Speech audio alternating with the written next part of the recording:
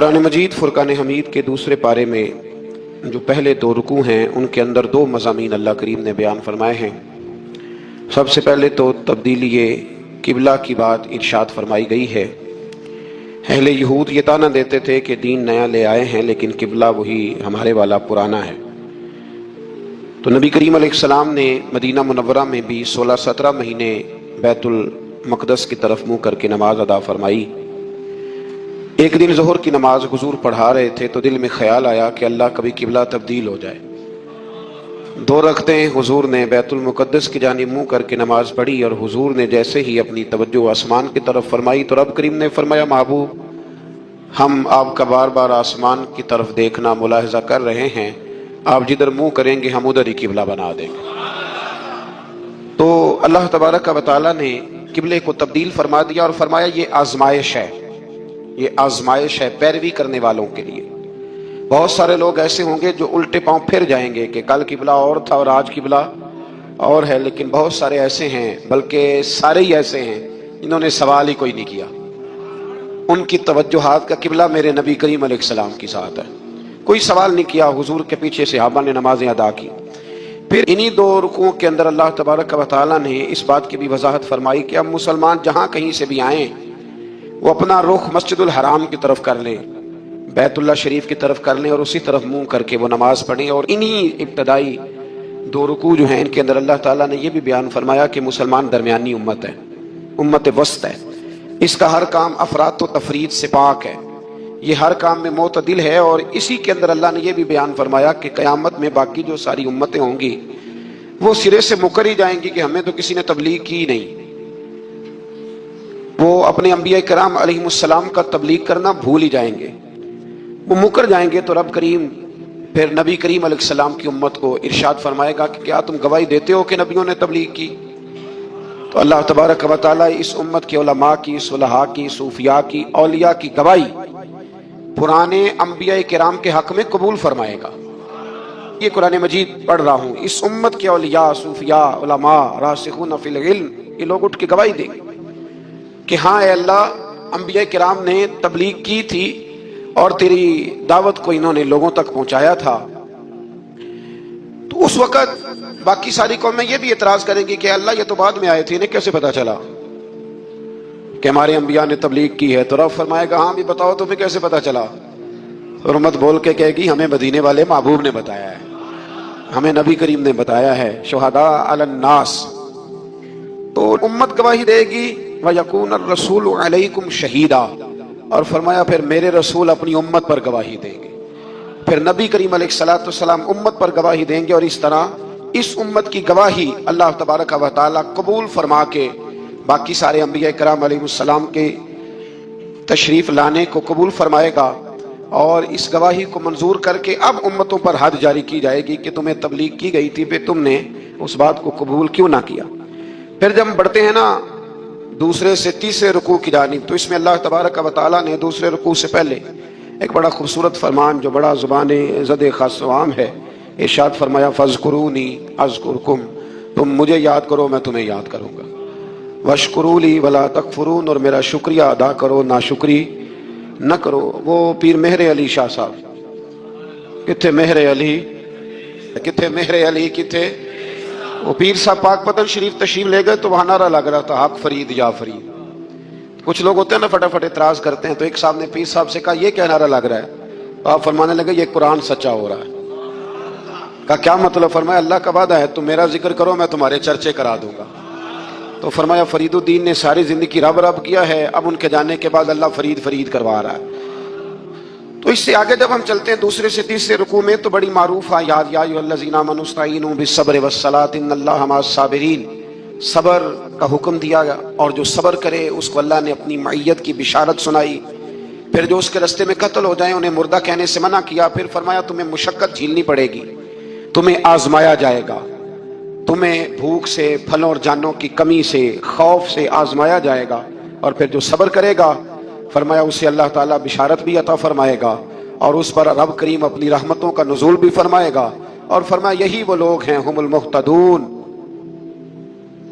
جن کو صبر کرنا آتا ہے، جن میں حوصلہ ہے، جن میں تحمل مزاجی ہے، फरमाया यही वो लोग हैं जो अपने रब की तरफ से हिदायत पर हैं।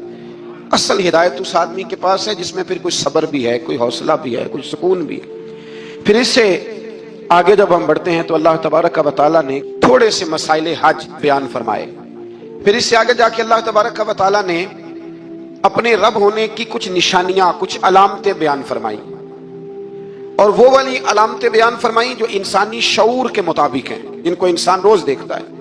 फरमाया जमीन आसमान के पैदा करने में और रात और दिन के इख्तलाफ होने में, कि जब रात होती है तो दिन नहीं होता और जब दिन होता है तो फिर रात नहीं होती। और फरमाया ये जो मनो टनो वजन लेके दरिया और कश्ती समुद्र में चलती है, फरमाया इसमें, और जब हम आसमान से पानी बरसा कर जमीन से फल उगाते हैं, तो ये सारी चीजें देख के समझ जाओ ये खुद नहीं बनी, इन्हें कोई बनाने वाला है, इन्हें कोई बनाने वाला है। इन आयात के अंदर अल्लाह तबारक व तआला ने अपने होने की अलामतें बयान की, और फिर इसी मजमून में आगे चल के फरमाया कि जब मेरे बंदे मेरी ये निशानियां देखते हैं तो वल्लज़ीना आमनू अशद्दु हुब्बन लिल्लाह, फिर ईमान वाले अपने रब से शदीद मोहब्बत करते हैं, फिर वो अपने रब से शदीद मोहब्बत करते हैं। फिर अल्लाह ताला ने इसी रुकू में आगे जाके इरशाद फरमाया कि बनाया सारा कुछ तुम्हारे लिए है, बनाया सारा कुछ। ये चौथे से पांचवा रुकू आप देखेंगे, फरमाया बनाया सारा कुछ तुम्हारे लिए है, पर तुमने वो खाना जिसके खाने की तुम्हें इजाजत दी गई है, हलालन तय्यिबा, पाकीज़ा चीज, सारा कुछ तुम्हारे लिए है, पर जिसकी इजाजत मिले तुमने वही। कुछ चीजों की यहाँ खाने की ममानत है, लेकिन जन्नत में वो चीजें खाने की इजाजत होगी। तो फरमाया तुम हलाल और तय्यब चीज खाओ, शैतान तो तुम्हें बेहयाई का और बुराई का हुक्म देता है, लेकिन तुम उस तरफ आओ जिस चीज का तुम्हारा रब तुम्हें हुक्म इरशाद फरमाता है। फिर अल्लाह तबारक व तआला ने इसी पारे के अंदर, इन्हीं आयात मुकद्दसा के अंदर चौथे से पांचवें रुकू में चार उन चीजों का बयान फरमाया जो कतई तौर पर हराम है। चार वो चीजें जो कतअन हराम है, उनमें सबसे पहले इरशाद फरमाया कि मुर्दार, जो जानवर ज़िबा ना किया जाए और बगैर ज़िबा के मर जाए, वो खाना हराम है। फिर इरशाद फरमाया बहता हुआ खून, ये भी हराम है। अब आप कहेंगे वो तो खून लगता है रोज लोगों को, वो तो लगता है, बोतलों की बोतलें नौजवान खून देते हैं। तो इसमें हमारे बुजुर्गों ने मसला ये बयान फरमाया कि जरूरत के लिए देना जायज है, मजबूरी हो तो फिर खून देना, जिस तरह इंसान मर रहा हो तो उसके लिए मुर्दार खाना भी जायज है। तो कोई बीमार, इतना बीमार कि अब डॉक्टर कहे कि सिवाय खून के कोई और चारा नहीं है, तो वो देना जायज है बिल्कुल। जो देगा अल्लाह उसे अजर भी अता फरमाएगा। तो इसी तरह तीसरे नंबर पर सुअर का गोश्त, ये भी कतअन हराम है, कोई ऐसी सूरत ही नहीं कि जो इसको जायज किया जा सके। और फिर अल्लाह तबारक व तआला ने इसी आयत में उसका भी जिक्र फरमाया जिस पर लोग अकीदे के लिहाज से बड़ा धोखा देते हैं। फरमाया वमा उहिल्ला बिही लिगैरिल्लाह, और वो जिस पर वक्ते ज़िबा गैरुल्लाह का नाम लिया जाए, जिस पर वक्ते ज़िबा, जिस पर गैरुल्लाह का नाम लिया जाए, वो जानवर भी हलाल है। इस आयत मुबारका को सामने रख के ना बड़ा उलझाव पैदा किया जाता है, जिस पर गैर का नाम आ गया वो हराम हो गया। लिहाजा किसी ने कह दिया कि ये बकरा गौसे आजम के नाम का रखा है तो ये हराम है, और किसी ने कहा कि ये मैंने 11वीं शरीफ के लिए दुम्बा रखा है, कुर्बानी हुजूर गौसे आजम के साले सवाब के लिए दूंगा तो ये दुरुस्त नहीं। तो भाई याद रखो, वक्ते ज़िबा, यहां तमाम मुफस्सिरीन ने यही लिखा है कि वक्ते ज़िबा किसी और का नाम लिया तो फिर वो हराम। देखे ना, किसी बंदे ने अगर कह दिया कि ये दुम्बा जैद का है, 4-5 दुम्बे बकरे घूम रहे थे, किसी ने कह दिया जैद का है, ये बकर का है, ये अमर का है, ये साद का है। अब क्या ये लफ्ज कहने से वो हराम हो जाएगा? रोज कहते हो कि नहीं कहते? वो अजीब फलसफा है ना लोगों का। अगर आपने कह दिया गौसे पाक के साले सवाब के लिए है तो फिर वो हराम हो गया जी। तो अगर ये कहा जाए कि मैंने बेटे के लिए रखा है, फिर भाई अगर वलीमे के लिए रखा हो तो वो तो कह रहा है मैंने बेटे के लिए रखा हुआ है, हालांकि बकरा तो अल्लाह के नाम का है। तो बिला वजह लोग उसमें ऐसी चीजें पैदा करते हैं। तो इसको समझ लें, ये कुरान मजीद की आयत नंबर 173 है, जिसमें अल्लाह तबारक व तआला ने बड़ी वजाहत के साथ उन चीजों का जिक्र फरमाया जिनका खाना बिल्कुल नाजायज है। तो वो चार चीजें आपकी समझ में आ गई थी। सबसे पहले मुर्दार, फिर बहता हुआ खून, फिर सुअर का गोश्त, और चौथे नंबर पे वो जानवर जिस पर वक्ते ज़िबा करते वक्त कहा जाता है ना बिस्मिल्लाह है। हाँ, अब मुर्गा खरीदने जाओगे ना तो उससे कहना जरा ऊंचा पड़े। मैंने एक से पूछा, मैंने कहा तू तकबीर ही नहीं पढ़ता? कहता मैंने पक्की पढ़ के छुरी पे फूंक ली है। तो मैंने कहा ये कौन सा नया दीन निकला है? कहते छुरी पे फूंक ली है तो अब पक्की हो गई छुरी। तो मैंने कहा छुरी के साथ अगर किसी ने प्याज काट लिया तो फिर तेरी फूंक का क्या बनेगा? تو وہ تو گئی نا جی. تو اس لیے یہ جانور جب حلال ہوگا جب کہا جائے گا بسم اللہ ہے اللہ اکبر. پھر آگے 5 میں سے 6 رکوع میں جو پہلی آیت ہے نا، اس میں اللہ تعالیٰ نے ایک چیز کے بارے میں نصیحت فرمائی ہے. جب یہ قبلے کی تبدیلی کی بات ہوئی تو یہودی بھی اپنے قبلے پر اصرار کرنے لگے، عیسائی بھی اپنے قبلے پر اصرار کرنے لگے. وہ کہنے لگے مشرق کی جانب منہ کر کے نماز پڑھنی ہے، یہ کہنے لگے مغرب کی جانب منہ کر کے نماز پڑھنی ہے. تو اللہ کریم نے فرمایا یہ تو نیکی نہیں کہ منہ مشرق کی جانب کرو یا مغرب کی جانب کرو. تو اللہ نیکی کیا ہے؟ فرمایا نیکی ولکن البر من آمن باللہ والیوم الآخر. فرمایا نیکی تو یہ ہے کہ اللہ اور آخرت پر ایمان لاؤ. نیکی ایمان کا نام ہے. پھر فرمایا فرشتوں پر، کتابوں پر، نبیوں پر ایمان لاؤ اور اپنا مال خرچ کرو اللہ کی محبت میں، رشتہ داروں پر، یتیموں پر، مسکینوں پر، مسافروں پر، مانگنے والوں پر، غلام آزاد کرانے کے لیے. اور فرمایا نیکی تو یہ ہے کہ نماز قائم کرو، زکوٰۃ ادا کرو، اپنے وعدے پورے کرو جب تم وعدہ کر لیتے ہو، اور جب تمہیں کوئی مصیبت پہنچے اس پر صبر کرو. فرمایا اولئک الذین صدقوا، یہ وہ لوگ ہیں جو نیکی کے دعوے میں سچے، جو ایمان بھی لائیں، خرچ بھی کریں، مصیبت پر صبر بھی کریں. یہ وہ لوگ ہیں جو ایمان کے دعوے میں سچے ہیں. وَأُولَٰئِكَ هُمُ الْمُتَّقُونَ، اور یہ وہ لوگ ہیں جو پرہیزگار ہیں اللہ سے. آگے یہ آیت جس میں اللہ نے قصاص کا حکم دیا ہے، بدلہ لینے کا. یہ حکم اسٹیٹ کے لیے ہے، حکمرانوں کے لیے.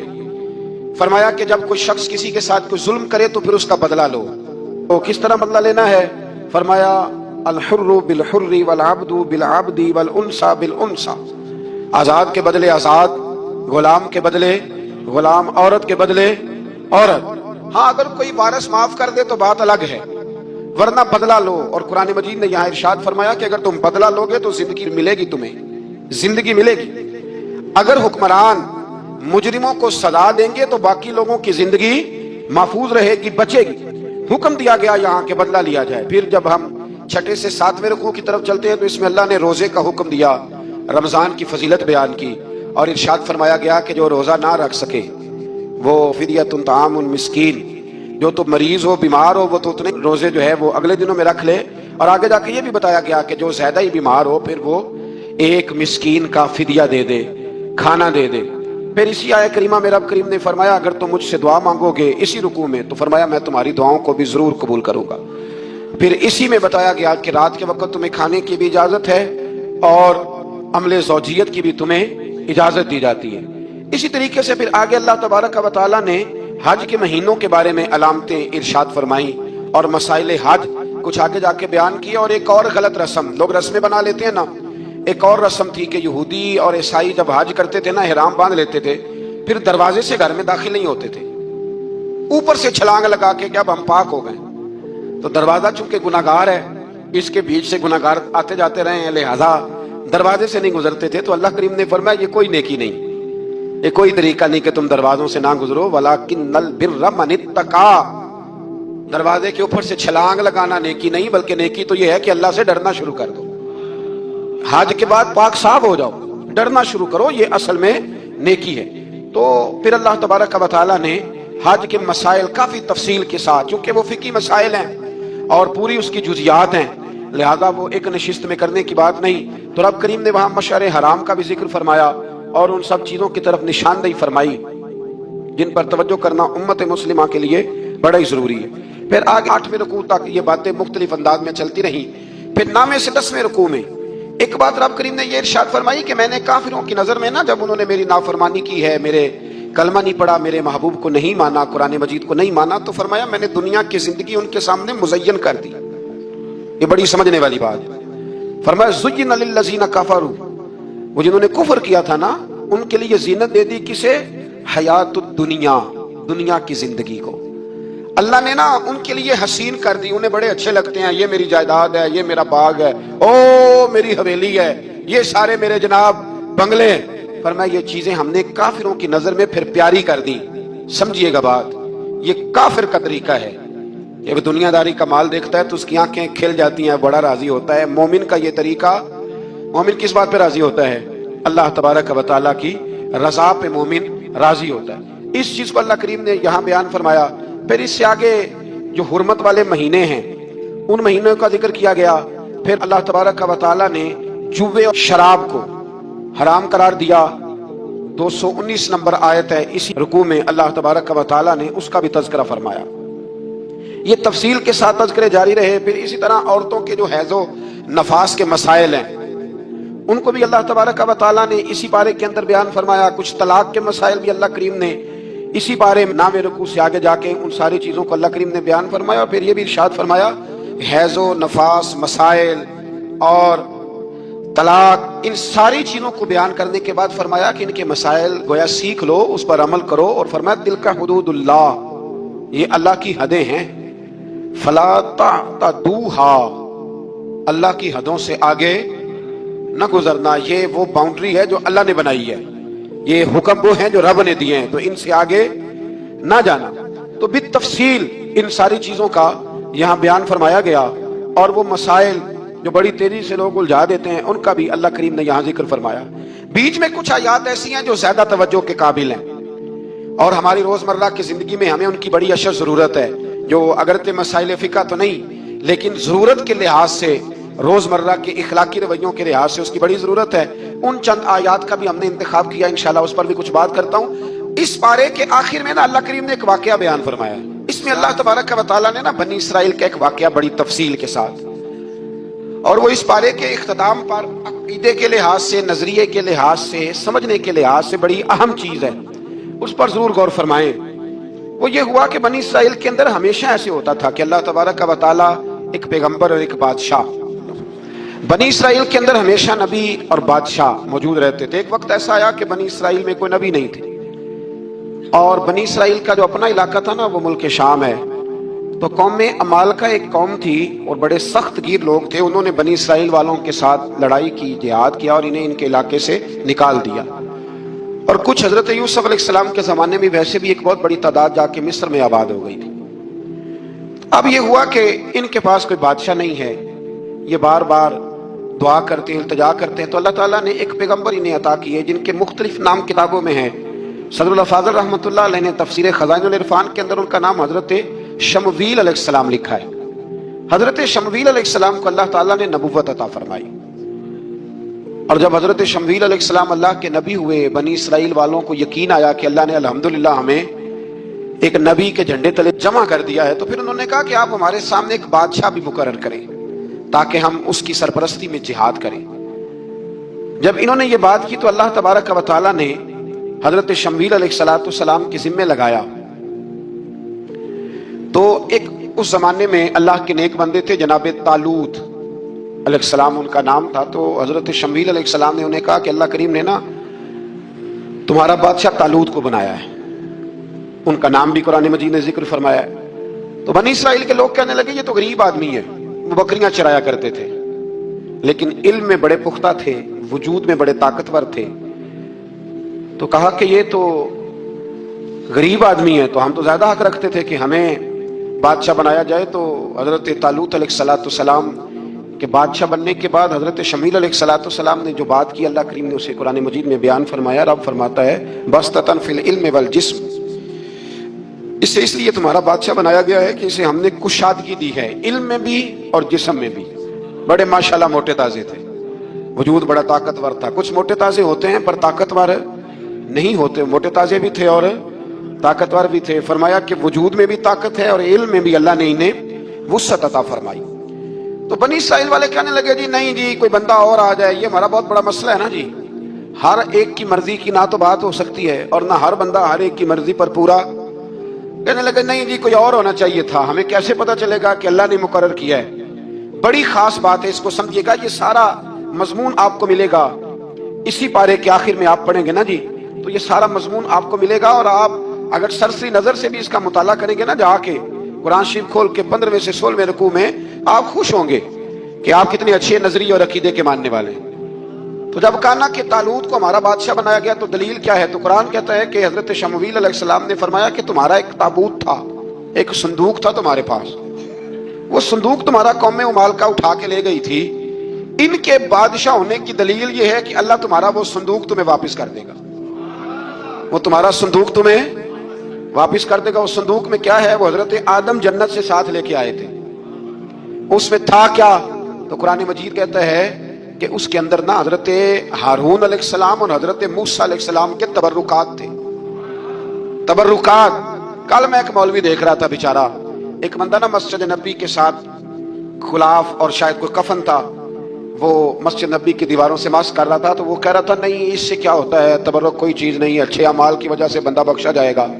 میں نے کہا تو مجھے ملے تو میں تجھے بخاری کھول کے دکھاؤں کہ حضرت عبد الرحمن ابن عوف جنہیں حضور نے قطعی جنتی کہا، حضور کے وجود پر کرتا دیکھ کے کہنے لگے حضور بڑا ہی سونا لگ رہا ہے، تو فرمایا تجھے چاہیے حضور مل جائے تو کیا ہی بات ہے۔ نبی پاک نے عطا کیا تو صحابہ کہنے لگے عبد الرحمن آپ کو تو ضرورت نہیں تھی، آپ کے پاس تو بڑے لباس ہیں، تو یہ کرتا حضور نے قبول کر لیا، کوئی لے کے آیا اور آپ نے مانگ لیا تو وہ رو پڑے، کہنے لگے پہننے کے لیے نہیں مانگا، یہ حضور کے جسم سے لگ گیا ہے، میں نے کفن بنانے کے لیے مانگا ہے۔ تو کہتا ہے حضور کے تبرک میں خیر کوئی نہیں۔ اور آپ یقین کریں ان لوگوں پہ حیرانگی ہے، ہم نے بھی مرنا ہے نا جی، بڑی جلدی قبر میں جانا ہے، وقت کا کچھ پتہ نہیں، لیکن اتنے اندھے ہو کر لوگ چیزوں کو دیکھتے ہیں اور اس تیزی کے ساتھ گمراہی پھیلاتے ہیں۔ مجھے باقاعدہ کسی نے ویڈیو بھیجی اور کہنے لگا جی دیکھیں کتنی اچھی بات کر رہا ہے، لوگوں کو سمجھائیں، تو میں نے کہا نہیں اس کو سمجھانے کی ضرورت ہے۔ اور میں نے اس کو دیکھا ہے، وہ جو لال رومال والا میں نے دیکھا ہے، وہ ڈھونڈ ڈھونڈ کے جاہلوں کو پکڑتا ہے، تلاش کرتا ہے، اور اگر کوئی مل جائے بات بتانے والا تو پھر وہ خود پکڑا جاتا ہے، اور کئی دفعہ پکڑا گیا تو نکل گیا ہے۔ اللہ تعالیٰ ہمیں سمجھنے کی توفیق دے، ہم سیانے ہو جائیں تو یہ دور دور تک نظر نہیں آئیں گے انشاءاللہ۔ تو وہ تابوت آئے گا، بنی اسرائیل والوں سے کہا تابوت میں کیا تھا سن لو، اور یہ قرآن مجید ہے، آج میری ماننا یہ 15 سے 16 رکوع ضرور ہی پڑھنا کہ وہ آخر تابوت میں کیا تھا، کھولنا ذرا۔ قرآن مجید کہتا ہے کہ حضرت موسیٰ علیہ السلام اور حضرت ہارون کے تبرک تھے، تو تبرک کیا تھے؟ تمام مفسرین نے لکھا ہے کہ حضرت موسیٰ کا ایک کرتا تھا، ایک ڈنڈا تھا، جوتے تھے، اور جناب ہارون علیہ السلام کا امامہ شریف تھا، اور تورات کی کچھ تختیاں تھی۔ تو اس کا فائدہ کیا تھا؟ اس تابوت کا فائدہ یہ تھا کہ بنی اسرائیل والے جب اپنے دشمنوں سے لڑتے تھے تابوت سامنے رکھ کے دعا مانگتے تھے، اللہ انہیں کامیابی عطا کر دیتا تھا۔ تو قوم مالکوں کو بھی پتہ چل گیا کہ صندوق میں کچھ ہے جس کی وجہ سے یہ کامیاب ہو جاتے، وہ صندوق اٹھا کے لے گئے۔ اب ان کی کم بختی یہ، کم نصیبی یہ کہ انہوں نے جا کے اسے روڑی پہ پھینک دیا۔ جب روڑی پہ پھینکا تو ان کے اندر بیماریاں آ گئیں، وبائیں پھوٹ پڑی، مرنے لگے، وجود پھولنے لگا۔ پھر ان کے دلوں میں بات آئی کہ یہ ہم نے اس صندوق کی بے ادبی کی ہے۔ صندوق میں کیا ہے؟ تبرکات۔ ہمیں کہتے ہیں جی نالین کا نقشہ کیوں لگایا ہے؟ تو ہمارے تو بزرگوں کا عقیدہ ہے سر پہ رکھنے کو مل جائے اگر نقش نالے پاک کے حضور تو پھر کہیں گے کہ ہاں تاجدار ہم بھی ہیں۔ تو کہا کہ اس کے اندر یہ تبرکات تھے، انہیں بھی سمجھ میں آئی، تو انہوں نے نا بیل گاڑی منگائی اور وہ صندوق اٹھا کے اس کے اوپر رکھ دیا۔ اب کیا ہوا؟ قرآن کہتا ہے کہ فرشتوں نے نا اس صندوق کو وہاں سے اٹھایا۔ مفسرین نے لکھا اس کا معنی یہ بھی ہو سکتا ہے کہ اس بیل گاڑی کو ڈائریکشن پہ لگایا، ادھر سے حضرت شمویل علیہ السلام نے جناب طالوت کو بادشاہ بنا دیا، اور ادھر سے وہ صندوق چل پڑا۔ کہا بھئی ہم ان کو کیسے بادشاہ مانے؟ تو فرمایا بادشاہ اس طرح مانو گے کہ تمہارا وہ صندوق آ جائے گا، اور قرآن کہتے ہیں اس صندوق میں تمہارے دلوں کا سکون ہے، اس میں تمہارے دلوں کا۔ اور بھائی ہماری تو کوشش ہوتی ہے بزرگوں سے کوئی چیز مل جائے، اللہ والوں کا کوئی تبرک ہمارے ہاتھ آ جائے۔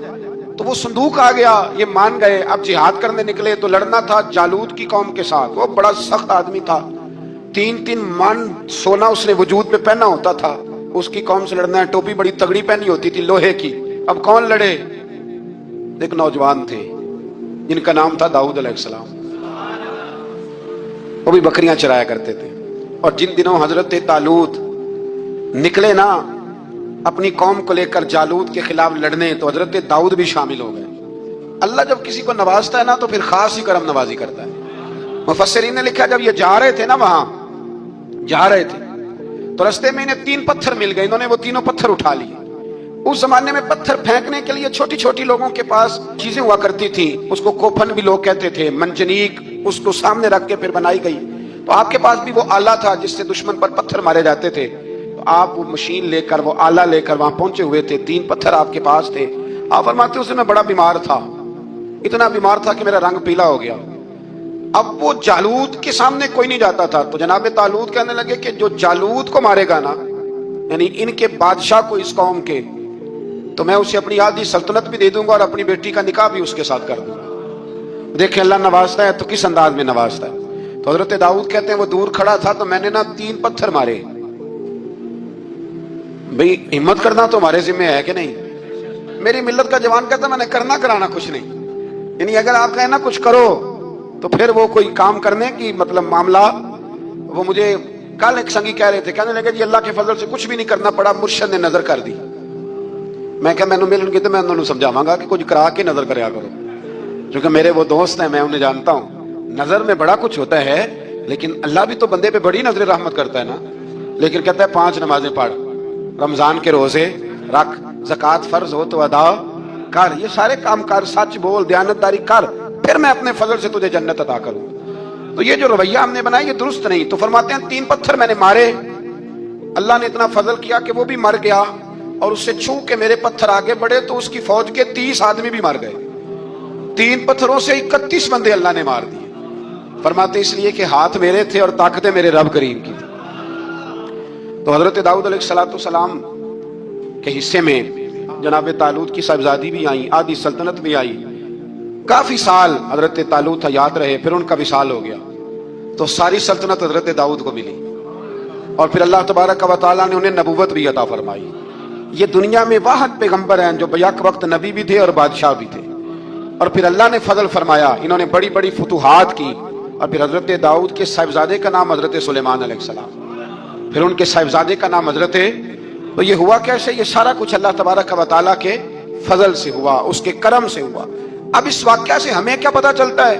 ہمیں یہ پتا چلتا ہے کہ رب جب فضل فرمائے نا کسی پہ بھی، تو ہمیں اس بندے کو دیکھ کے راضی ہونا چاہیے، کوئی شکوہ نہیں کرنا چاہیے. اور دوسری بات یہ سمجھ لینا چاہیے کہ حکومتیں، مال، دولت یہ صرف سیاستوں سے نہیں ملتی، یہ خدا کے فضل سے ملتی ہے. اور یہ بھی سمجھ لینا چاہیے کہ جو بزرگوں کے تبرکات ہوتے ہیں ان کی کیا ہی بات ہوتی ہے. چند باتیں ایسی تھیں کہ میرا دل کرتا تھا ان کو دہرایا جائے، اور خاص کر کے ان باتوں پر توجہ کی جائے. یہاں نا اللہ تبارک و تعالیٰ نے ان باتوں میں سے ایک بات کا ذکر فرمایا ہے. یہاں 207 نمبر جو آیت ہے نا اسی پارے کی، اس میں اللہ کریم نے فرمایا کچھ لوگ ایسے ہیں جو اپنی جانیں ہی اللہ کے حوالے کر دیتے ہیں. زندگی کا مقصد دین ہوتا ہے، لٹا دیتے ہیں. یہ نازل کب ہوئی؟ یہ آیہ مبارکہ حضرت صہیب رومی کے بارے میں نازل ہوئی. حضرت صہیب رومی رضی اللہ تعالیٰ عنہ بڑے مالدار تھے. مکے سے جب چلے نا تو سارا مال مکے میں چھوڑ دیا، اس لیے کہ اللہ کے رسول مدینے چلے گئے. فرماتے ہیں پھر میں نے مال و دولت کی پرواہ نہیں کی، پھر میں نے یہ سوچا کہ میں نے اپنے حبیب کے پاس جانا ہے. سارا مال ایک جگہ پہ دبایا، اور فرماتے ہیں میں مدینہ طیبہ کے لیے جب نکلا تو کفار نے، قریش مکہ نے روکا، ہم نہیں جانے دیں گے. تو حضرت صہیب رومی فرمانے لگے بھی سنو، میں کمزور نہیں، میں طاقتور آدمی ہوں، اور تم میں سے کوئی ایسا مائی کا لال نہیں جو تیر چلانے میں مجھ سے زیادہ سیانا ہو، تلوار چلانے میں مجھ سے زیادہ عقل مند ہو. جانا مدینے میں نے ہے. اب یہ ہے کہ تم بتاؤ میرے ساتھ تیروں تلواروں سے لڑو گے یا میں تمہیں ایک سودا بتاؤں وہ سودا کرو گے؟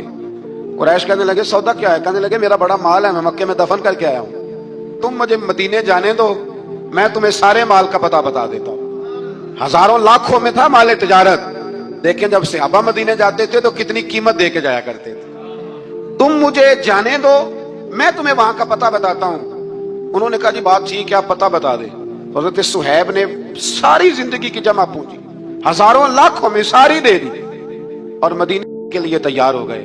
اللہ کریم نے اس بات کو بڑا ہی پسند فرمایا اور فرمایا وَمِنَ النَّاسِ مَن يَشْرِي نَفْسَهُ ابْتِغَاءَ مَرْضَاتِ اللَّهِ. فرمایا کچھ لوگ ایسے ہیں جو اپنی جانیں بیچ دیتے ہیں اللہ کی رضا حاصل کرنے کے لیے، اپنی جانیں بیچ دیتے ہیں. نَفْسَهُ ابْتِغَاءَ مَرْضَاتِ اللَّهِ، اللہ کی رضا حاصل کرنے کے لیے اپنی جانوں کو بیچ دیتے ہیں. تو فرمایا پھر اللہ کیا کرتا ہے؟ فرمایا وَاللَّهُ رَؤُوفٌ بِالْعِبَادِ، پھر اللہ بھی اپنے بندوں پر بڑا ہی رحم فرمانے والا ہے. جب یہ سارا مال دے کے مدینے پہنچے نا تو ان کے استقبال کے لیے جناب عمر پہلے سے موجود تھے.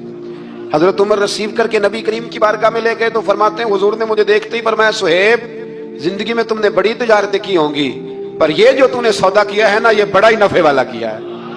یہ جو سودا فرمایا یہ تو نے بڑا. تو دین کے لیے جب آپ کوئی کام کرتے ہیں تو یہ سودا بڑا نفع والا. ایک مضمون اور یہاں ہے 216 نمبر آیت میں، وہ بھی بڑا ہی سمجھنے والا ہے. اللہ کریم نے جب جہاد فرض کیا نا تو فرمایا کتب علیکم القتال، ہم نے تم پر قتل کرنا، قتال کرنا فرض کیا ہے. فرمایا ہو سکتا ہے تمہیں یہ کراہت محسوس ہو، مشکل لگے، برا لگے. ایک بات جو آج کی نصیحت ہے اور مضامین قرآن جو ہم سیکھ رہے ہیں اس کے اندر سے ہمیں یہ خاص چیز ہے، اس کو سمجھنا چاہیے۔ اللہ کریم نے فرمایا کہ تم پر جہاد فرض کیا گیا ہے، وَهُوَ كُرْهٌ لَكُمْ، ہو سکتا ہے تمہیں ناپسند ہو، تو ایک نہ ساری زندگی کے لیے ایک نصیحت کر دی، فرمایا وَعَسَىٰ أَن تَكْرَهُوا شَيْئًا، ہو سکتا ہے تم کسی چیز کو ناپسند کرو، وَهُوَ خَيْرٌ لَكُمْ، اور وہ تمہارے لیے اچھی ہو۔ اللہ اکبر، یہ وہ بات ہے اگر سمجھ میں آ گئی تو کلیجہ ٹھنڈا ہو گیا، زندگی سکون میں آ گئی۔ فرمایا ہو سکتا ہے تم کسی چیز کو ناپسند کرو اور وہ تمہارے لیے بہتر ہو، وَعَسَىٰ أَن تُحِبُّوا شَيْئًا، ہو سکتا ہے تم کسی چیز سے محبت کرو، وَهُوَ شَرٌّ لَكُمْ، اور وہ تمہارے لیے بری ہو، اچھی۔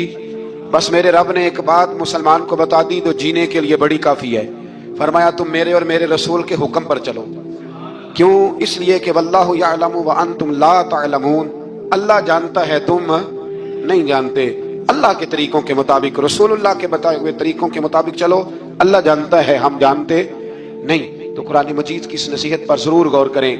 ایک شخص نے ایک دفعہ اپنی بیوی کی بڑی شکایتیں کی نبی کریم کی بارگاہ میں، تو رسول کریم علیہ السلام نے فرمایا ہو سکتا ہے اللہ تمہیں اس میں سے ایسی اولاد عطا کر دے جو تیرے لیے باعث خیر ہو۔ جو چیزیں ہم ناپسند کرتے ہیں بعض اوقات اسی میں سے اللہ تعالیٰ ہمارے لیے خیر کر دیتا ہے۔ اللہ ہمیں سمجھ